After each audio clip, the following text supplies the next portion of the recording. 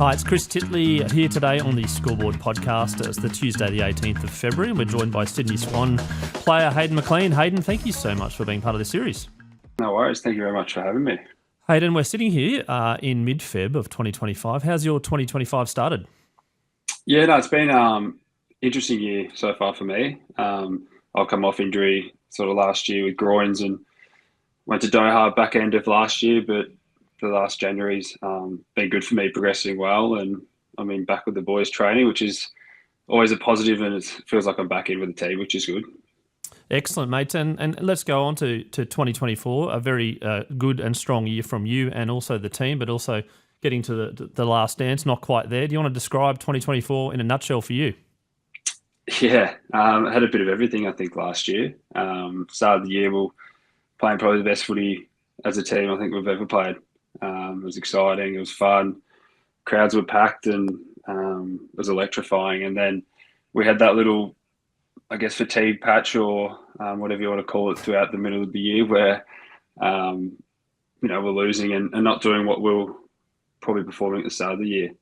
But then as a team and Hall sort of brought us back in and refreshed us, and we had a really strong back end of the season and obviously through the finals campaign, but the last day just, we fell pretty short. Paul Roos described playing in an AFL grand final and losing in an AFL grand final as the best and worst day of his life. Is it pretty spot on? Yeah, definitely. I think the whole anticipation of the week before, the parades and how how rare it is to get to that day. It's such a great feeling, but then obviously, to lose a grand final, you almost feel like you didn't want to be there at the time. You'd rather not actually played, but there's 19 teams there that want to be there and playing on that day. Yeah, and you've been there twice and obviously hoping to get there many more times ahead. How do you go about approaching the season? You've been in the AFL now for a very long time, and you know that the season is a long season. How do you personally approach it, and also as a team? Yeah, I think what was it, the 2022 grand final. After that loss, we probably all went our own ways and dealt with it individually. And just sort of figured it out in our own way. It was the first thing that sort of happened to us like that. But I think end of last year, we've really reviewed it hard as a team, really opened up about how we're all feeling, how the coaches were feeling, what we were all thinking individually on the day. And I think that's just really galvanised us together. And it almost feels like we're on this next journey this year together. And we don't want to do that again, obviously. And I feel like we've really matured as a group and took it a step forward from reviewing it together and having that harsh reality, really. Do you talk about premierships at the start of the year and pre-season, etc., or is it processed week by week and let's get to September or let's get to the top of the table as you did last year early on with some good form?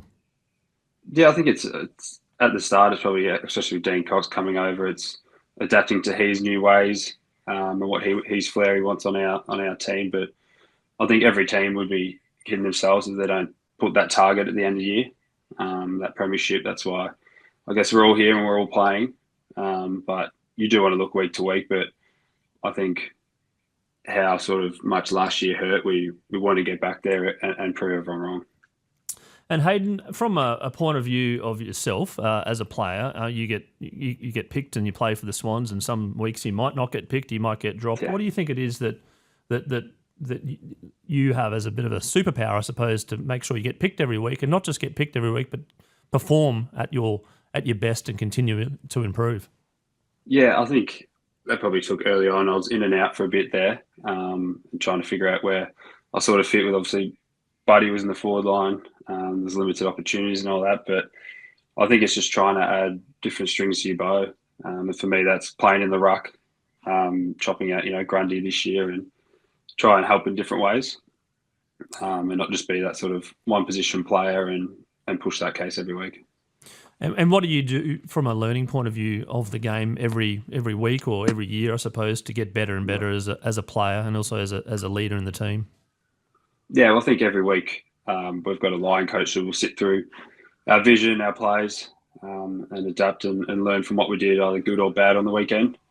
And obviously working with Coxie as a ruck coach, a lot of the time was really fast tracking me in the ruck part, And then just working with the other forwards each week. We try help each other out. We're all a bit young down there at the moment. Well, not so young, but inexperienced. So we're all helping each other learn, and I think that's what's the fun of it at the moment. As you're growing up playing footy, were you always a forward, or did you sort of be a bit more mobile around the ruck and or even a defender? Yeah, I was pretty much ruck actually as a kid. I grew very early. I was a big kid, and just got put in the ruck and run around the ground and just stand there. But then I think when I must have been 14s, I think Dermot Burden was our coach at local, and he sort of just said, okay, it's time for you to learn a different position, not just to be a ruck, because obviously I wasn't growing as much, and I'm not over 200 centimetres to be a ruck, so it was to learn that forward craft, and I think that's what's made me versatile and helped the team a lot.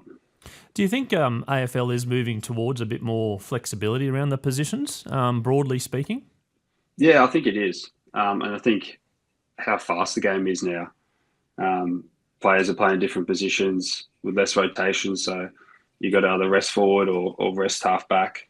But I think the teams that can use many positions with different plays is an asset.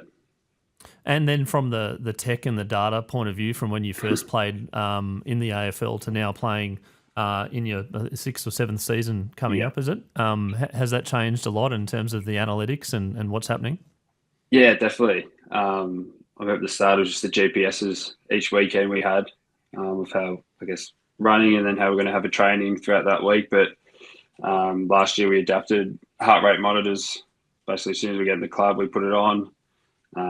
They monitor our heart rate through the meetings to see how recovered we are, and tailor our trainings towards that. So it's really looking at the data now, and also how we feel, but it's a lot more managing and making us the best on the weekend. Do you get some of that data sometimes and go, oh, actually, oh, really? Wow. Yeah. I think sometimes you can feel like you're a bit cooked or a bit fatigued, and you are fine. It can be that sort of grind throughout the season, but to have those numbers, to know that you are fresh, can sort of turn your head a little bit and make you feel a little bit better. Hey, I want to touch on your childhood and sport and activity. When was the first pickup of the AFL ball, and what did you think initially as a child? Yeah, I grew up in Melbourne, so the heart of footy. So my dad and grandpa and uncle all played at the top level. So from when I remembered, I had a footy in my hand, and with an older brother, I was always at his games, kicking the footy around or having fun in the backyard with him. So from as long as I can remember, I've always had a footy in my hand. Are you pretty competitive with your older brother? Yeah, vivid memories of when we were kids. We'll go to the park. Dad would basically just kick it up, and we'll just have one-on-ones for an hour or so. And they'd always get very competitive and end up in a fight or an argument or something. So it was always competitive. And he's actually, funny enough, back now. So it sort of worked out for us. And Hayden, was the dream always to play professional AFL? What was the dream, the young Hayden? Yeah, no, it was always to play AFL. I think I sort of knew I had a bit of talent early on. I think it was probably under 12 schoolboys is when I realised I probably had the potential making that team. And then made that sort of a commitment to myself that I wanted to get here. And then obviously went a different path of missing a couple of drafts, but I always had that self-belief that I would get here. Yeah, I want to touch on that as sort of a different way to play AFL, and I've heard you in different interviews say that it sort of makes you feel a bit more belonging, I suppose, in the AFL. Do you want to talk about that process of getting to the AFL and that first game? Yeah, it was a tough journey. I think missing that first draft, there's such a big emphasis on getting drafted when you're 18, and there's a build-up media and all that. This is your year. And then I guess when that didn't happen that night, it was sort of felt like something got pulled out of me. It was devastating for a couple of days, and I had that little thought of, oh, well, that's it. But then Dad and me had a chat. I think it was at a lunch we had, and he's just like, oh, we can either give up this and just play footy local or whatever, or we figure out a way and try and get you there a different way. I want to touch on the support crew that you've had through that period, and also now, and how important is that. I do follow your Instagram, and there's a lot of mates all the time on your Instagram. Do you want to talk about your support crew and how important they are to you? Yeah, no, they're massive, especially around that time. I was actually at schoolies on when the rookie draft happened. So I missed the first draft and thought I'll go to schoolies with my mates to be close with them, and that helped. And then missed out on that rookie draft, and basically they just put their arms around me for the week, which was probably the best place I could have been, to be with my best mates away and just forget about it for that week afterwards. Do you look back on it now and feel it still? I think you still do, yeah. I think almost thinking back to it, you can still feel that raw emotion of how I felt when you didn't get your name called and everyone was passing in their last picks and there was no hope left, really. Yeah, I don't remember too much of my schoolies, to be honest. But I'd imagine that you would have had maybe a little bit of drown your sorrows for a little bit. Yeah, there's probably a night or two there. But I think that was probably the best way, just to forget about it, be my best mates and finishing school and try to celebrate something else. Yeah, and Hayden, then when you got selected and then sort of putting that uniform on for the first time, playing in your first game, do you want to describe that feeling and I suppose how vivid that memory is? Yeah, it actually sort of feels like yesterday that I just got up here. I remember I came in, I think I had a little knee injury at the start of the year, so I didn't think that first year I thought would just be a bit of a rehab development year. And then I came back, played I think 2 games in the NEFL or the VFL now. And I think Callum Sinclair and Sam Naismith had both been down with an injury. And sort of looking around at who could ruck, and I wasn't thinking me as a young player, and don't think I was quite ready at the time. But then when Horse said that I was debuting, it was almost like what I'd been through was worth it. I just felt a sense of pride and just wanted to tell my family straight away. And then getting out in the field, the intensity levels and being, an AFL player for one game, what were you feeling? Yeah, massive adrenaline, really. I remember my first game was Fremantle, and that was when Aaron Sandilands was playing and Darcy. So I had 2 pretty big rucks to come against. But I remember Josh Kennedy gave my jersey, and from there it's almost a bit of a blur, and it feels like it's in fast motion. It was just so exciting. It was so fun. It was just everything that I did think it was going to be. And life as an AFL player now, playing 70 odd games, has that feeling stayed around the AFL system? Being a professional athlete, is it everything that you dreamed of, or is it I suppose there's up days and down days? Yeah, definitely. I love it. I wouldn't switch this for anything. I think that's why I did everything I could to get here. But yeah, everything has its ups and downs. If your team's going well, it's fun and it's exciting, and then when it's not going so well and the media's at the team or individually, it can be a bit of a grind at times. But I think with what's so good about our club is most of us aren't actually from Sydney. So it's a bit of a family connection, and we all look after each other in-house really well. And just touching on that with the press and the media, there's a lot more eyes on you now that you are an AFL player, an established AFL player for a club that's got a long history and sells out its game. Obviously, you need to keep yourself super fit, but also probably keep yourself mentally fit as well. What do you do from that point of view to make sure you get your head right? Yeah, that was probably took me 3 or 4 years to get the balance of being a professional footy player, but also having a life.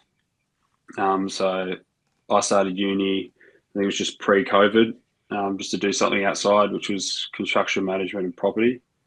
And then I'll change this year, hopefully into commerce by the end of the year. But last 2 years, a lot of us boys have picked up golf. I think pre-COVID, everyone sort of picked up the golf clubs, but I think just having that release on the day off for 4 or 5 hours and not talk footy, just go play a different sport, compete in a different way, is a really good thing that we've got and a really good balance that we have. Yeah, the 24/7 thinking about footy, is it hard to switch off? Yeah, I think in season it can be. if you play a game, say the Friday night in Melbourne, then you go see your family for dinner or something, you're still thinking about the game or what you could have done better or what you did do well.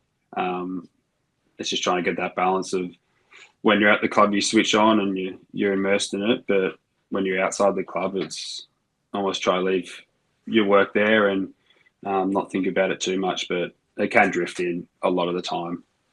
Yeah, I was going to say if you go and have a chicken parmesan at the local pub just to switch off, there'll be someone that will probably recognise you, and therefore the footy is back on again. How do you deal with that? Yeah, look, I think being in Sydney is probably a bit of a blessing with that. Don't get recognised too much, although the last probably 2-3 years it's really increased, and I think footy in New South Wales is really growing, which is great to experience because I remember I first got here, school clinics and going to local clubs, I had no idea either who we were or what even footy was really. Throwing the ball like an NRL or kicking it like a soccer ball. So I think trying to switch on off here is a bit easier than say if you're in Melbourne or Adelaide or Perth, but the people are friendly up here, and at the end of the day, it is a privilege to be in this position. And I remember as a kid when I saw an AFL player, I used to love it. Just on touching on the golf, mate, are you any good? I'm not too bad. We always compare our handicaps, but I think I got down to about a 12, so yeah, right. Can roughly hit it. Yeah. And how does that compare with some of your teammates? No, there's a lot of boys, and there's a few in single digits. I think Matt Roberts might be off about 3. Right. Errol's really good. He's about 4, I think 4.5. So there's a lot of competition within the club. And your favourite course to play on? I like playing. Dad's a member at Woodlands in Melbourne, which is a really nice course playing there. But all of us boys are at the coast in Malabar up in Sydney, which is a great course along the coastline. And have you settled into Sydney well? Yeah, definitely. I think first few years you sort of get your bearings and learn the place, but I think Sydney's such a beautiful place. As I said before, it's not footy central, and the beaches and the weather. It's a really nice place to live and get away from it all.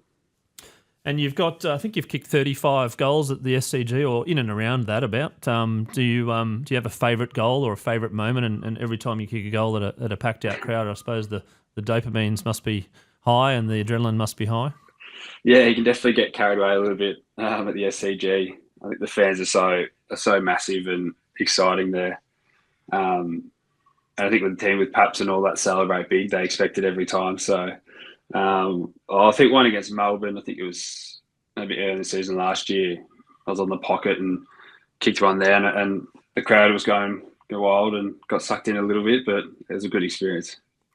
And life after footy, we don't want to think about it too much right now, but you did mention about a degree there. What sparked your commerce? What are you interested outside of footy when it comes to studying and or potentially in 15 years' time? Yeah, so going into commerce, anything to do with sort of businesses. I'm going to hopefully do some work experience this year with a company that sort of gets startup businesses and invests capital for them and grows their business from a small to a large. So I've got a bit of an interest in that at the moment and growing businesses and starting with a little startup and growing a little product. Yeah, in the sense that you'll be involved in that startup or just investing in it? Definitely would like to be hands-on with it. I think a bit like footy, you like to start somewhere and see where you can take a project or a company and see it grow as your own. Yeah, I'm going to ask a few personality traits on the back of that. One is that are you a curious mind? Do you sort of wander around businesses and actually, how do they make money? Yeah, definitely. I think it was probably post-COVID, podcast became a big thing for me. Diary the CEO, I love listening to him and just seeing how different businesses have grown and what each person's sort of investment routes are, and both personally and as a business. And that's just something that's sort of drawn me in and what can I do now to be helping myself in, 30, 40 years. Yeah, you sound like a prosperous type of guy. You obviously want people to succeed, etc. Are you overly a confident man? I'd say in stuff that I believe in and am good at, then definitely, yeah. I think especially with footy, you sort of have to have that confidence in yourself, especially in an industry that can change very quickly. One of the words which I've used, or athletes have used in previous podcasts, is they have to be a little bit selfish when it comes to sport sometimes. How do you sit with that word? Yeah, I think it's definitely, it can't be too selfish. It's more, you can't get sucked in and listen to too many people outside of your network. A lot of people come to you with other ideas or opinions or ways that you should be doing or playing. And sometimes you just need to, be selfish and listen to yourself or that one or two persons that you have in your corner, because you can get wrapped up in it pretty quick. Do you, people say you back yourself. Do you back yourself? Has that been hard to do sometimes? I think this definitely fluctuates, but I've always had a real sense of backing myself, and I think probably doing it, getting drafted a different way is really showing that I had to back myself then, and that I do still now, because I know that feeling of not being here or missing out. I really don't want that again. So I know I've got to back myself individually that I can do it. And you sound like you're resilient. You've got a lot of resilience in you. How do you use that resilience, I suppose, to prosper as a player now? Yeah, I think the resilience has probably shown me that you can't be complacent. Probably when I was underage 17s, I was going well and doing really well, and I didn't really change much going into my 18th year, which that itself was probably a lesson that you've just got to keep evolving and adapting. The game's growing so quickly, and the new rules and the changes is something you have to either adapt to or you get left behind. And you've been competitive all your life. Are you ultra competitive? Do you get really competitive on the golf course and maybe in the game of Scrabble as well? Yeah. Anything I do, I get really competitive, whether it's card games with housemates or my partner, or it's at golf course, or it's just simply, competing with myself and trying to save or invest as much as I can. And then from a winning point of view, in terms of playing games, do you reckon you've been on the right side of the ledger all your life in terms of win-loss, or about even? No, I reckon being pretty lucky. I think I'd be positive, I reckon. We had a little down patch probably for 2 years, but every other year we've been in the final. So I reckon, be a positive. Yeah, being a positive. And as a kid, you always wanted to win in any game. Did you ever compete in individual sports as well? I did tennis by myself. But other than that, I was pretty much team sports. Now I think about it, I was basketball, did a bit of volleyball as well at school. I was going to say, with the height, the basketball and volleyball would have helped a little bit. Yeah, definitely. I played that pretty competitive till I was probably about 16. I had a knee injury and had to sort of give up the hard courts, so stuck to footy. But I just love, playing with other players and working together on an objective and getting to that end goal. Yeah, I want to touch on that, the individual performance of yourself on the AFL field. Plus, there's also the roles that you play within the team. Is there some sort of is it hard to kind of balance sometimes? Definitely. I think it's, as a forward, it can be hard. If you're not getting a kick or it's not coming down, you sort of have that battle with, do I just try to do something myself or change something? Or it's whether you stick to what the team needs, and majority of the time that actually is the right option. And when you go, in your own silo and don't do it as a team, you actually go backwards, and you can battle that at times. But I think that's why we've been such a successful team, just purely because we all have a default of falling to the team. Yeah, are you a patient person? Not too patient, no. I think in most things I do, I want to sort of get it done quick and see a bit of rewards early. But I think football definitely teaches you patience, and each year I probably do get a bit better with it. But I'm still very instant and want to get stuff done. Do you get nervous? Sometimes, yeah, but I think each year it's become more of a excitement and sort of that eagerness just to go out and play now. There's obviously some games that you get nervous or in situations you do, but I think compared to my first couple of years to now, it's definitely not as much nerves. It's more just excitement and happy to be out there. And the game is a long game. Does your brain stay with the game the whole time? Does every now and then it sort of drift off a little bit, or is it hard to make sure you keep continuing in the flow, particularly if the ball's at the other end of the field? Yeah, I think we've done a bit of work last year with Emma Murray, and it's sort of having that you can only focus on one thing at a time. So when the goal's being kicked or you've got taken off or you're walking back to the goal square, that's when you can actually just turn your brain off and just walk back to the square, reset. And then once that ball's bounced back up, that's when you sort of snap back in and focus. Because, for 3 hours, you can't be focusing 100% or else you just, fatigue or slip mind. What do you think about? For me, it's just walking back to the goal square. I sort of just look down and try to turn my mind off what's happened and look into the crowd and just actually take in what's going on around. You're not thinking about your golf handicap? No, unless I played bad that week, maybe. But or your shopping list, so like, I forgot something at Woolies, I need to order that. Sometimes things do pop in. I mean, like whether it's uni or something pops in, you can think some random things in a game. But that's when you sort of allow yourself to switch off and while I'm resetting for that 10, 15 seconds, just try to think about something else and then get back to it. And mate, you're a lover of restaurants and food. You got a favourite dining spot in Sydney and Melbourne?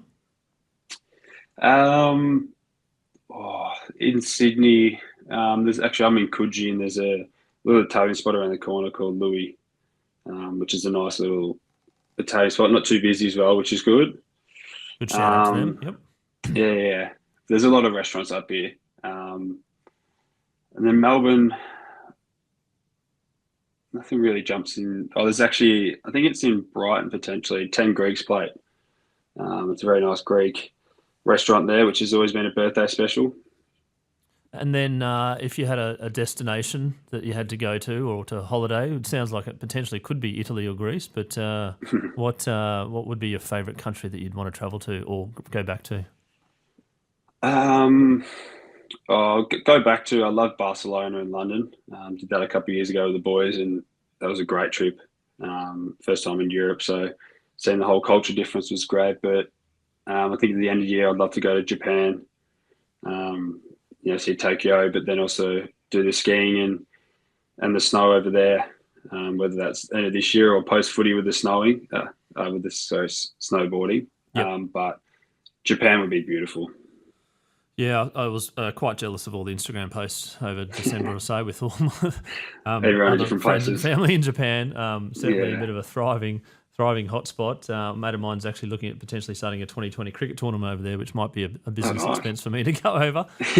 And mate, do you watch sport? Do you watch the AFL at all, or you just sort of switch off now? You're a player. No, I'll watch it pretty heavily. Probably for the first half of the season. It was good to have that Indigenous game in Fremantle played the other night. Just to have footy on again was exciting, and to love watching other teams and sort of seeing where they're at. Especially we're going to verse them soon, so yep. I do love watching the AFL. But towards the back end, it can be a bit of a 24/7 thing. So I don't watch it too much just to switch off. And some advice for kids out there that are playing sport at the moment. Some obviously want to be like yourself and play professional AFL, and some might not have that dream but end up becoming really good, but others just want to play for fun, and there's a lot of parental advice out there as well when it comes to sport. What's some advice from your point of view now, being a professional athlete, playing in the AFL, which is a dream for many kids, to give that some advice to some of these kids? Yeah, I think probably every year it becomes more of a serious actually industry.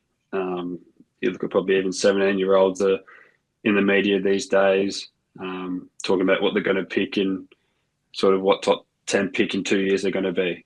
So there's a lot of pressure and highlight and spotlight on them. But I think just what I really used to do is just actually enjoy playing, enjoy the process. Obviously, you have to be serious when you're playing and training. But it's enjoying it, whether it's playing basketball or tennis or just having different outlets as a kid, especially while you can and you've got the time. It's just to enjoy anything you really do enjoy and have interest in. I'm going to touch on that serious versus fun. Have you always played footy and enjoyed footy, and now you're obviously playing it for a living, which is serious and there's money involved? Can you just sort of describe your sort of relationship between fun and serious? Yeah, and I think that's where you learn each year that balance of having fun and being serious. But it's actually funny when you do just have fun and playing out with your mates, and that's what we did. Started last year really well. We just went out and had fun, and the footy reflected that. It was exciting, it was rewarding, and if we had a mistake, it wasn't at the end of the world. Where sometimes you can go that serious side and really try hard, and if you make a mistake, you can dwell on it or think about it for a quarter or two, and it can actually affect your performance. So I think it's almost being serious but taking it lighthearted. That it's not the end of the world if you miss a kick or drop a mark, because you got the next context to redeem that. Yeah, and just touching on the game of footy, the game of AFL for you, what makes it so fun and enjoyable, and I suppose addictive for you as well? Yeah, I think it's the competing every week. I think going out with 22, 23, with basically your mates every week in that race, I think there's no other feeling that replicates it. That adrenaline, that excitement, but then also the physicality and competitiveness of the game itself. And no matter how good you are, there's always scope to improve, and you sort of get addicted to that, wanting to improve, be better, whether that's individually or as a team. Something that just excites you and keeps drawing you back. And then when you're on a bit of a roll and you're winning consistently week on week, which you guys were doing last year, how does that, I suppose, affect your learnings, as well as, I suppose, your ability to keep going and keep winning? And then obviously when you lose, you're like, well, that was sort of due. Yeah. I think the good thing that, Horse, with us as a young team, when we're on those rolls, is very good at still picking out things that we're not doing so well. It's easy to, if you're winning 4, 5, 6 on a row, to sort of just mask up or, forget those little cracks. But the one thing that he's been very good at is really keeping us in our place, and always giving us honest and positive feedback. And that's probably why we did get on those big streaks. As much as we were winning, we were still fixing a lot of things along the way. And when we did, I guess, lose a couple, the wagon wheels didn't completely fall off, and we got back to our best pretty quick. Do you have a favourite time to play? Friday night games or Saturday nights are pretty special. I think the start of the week, that Friday night, you sort of know, first game of the weekend, set the tone for the week as a team, and most spectators are watching. So you sort of just have that feeling of want to go out and compete and win for the weekend. And when you travel, being so tall, how do you go? Yeah, not too. We're pretty lucky. We get the exit seats has been one of the taller ones, so we get that. But traveling as a group, it is a fun time, and we love traveling away games just for the enjoyment. Your favourite ground outside of the SCG? Or Optus Stadium is pretty good. I like the big ground, and that's where I debuted, so it's got a bit of significance to me. But it's pretty hard to go past the MCG. A nice day game there on the Saturday Arvo or Sunday Arvo is a magical place with the sun setting down and playing on such a historic ground. And how do you go with your sleep, mate? You get a good sleeper? Pretty good. Post games don't really sleep too much. I'm sort of one of those people that you're so upbeat and so much adrenaline in the game, and then post game, you probably have it for a few hours and probably don't get to sleep till 4 or 5 a.m. That night. So whether you do a good game or a bad game, you're thinking about the game.